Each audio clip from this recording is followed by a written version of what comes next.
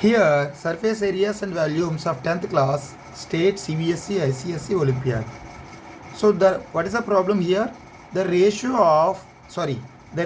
of wire is decreased to 1/3.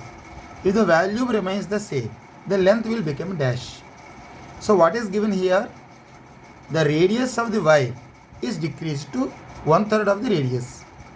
The volumes of both the wires are the same.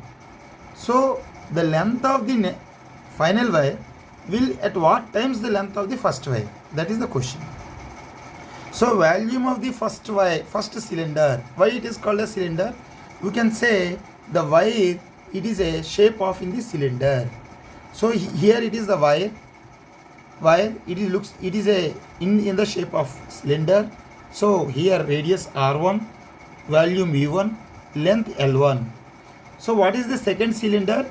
Value will be the same. So, V1, V2, V1 is equal to V2. Volume of the first wire, volume of the second wire, volume of the first cylinder, volume of the second cylinder, right?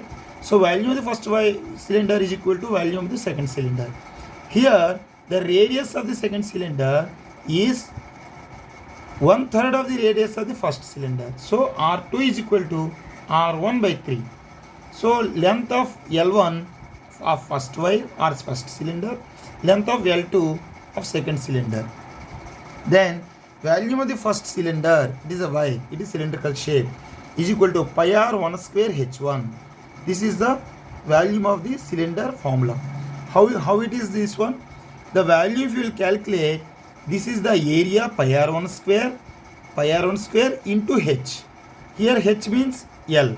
So, volume of the cylinder is pi r1 square into L.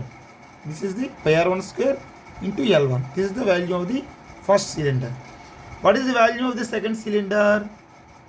Pi r2 square into H2 or pi r2 square into L2. That is the value of the second cylinder.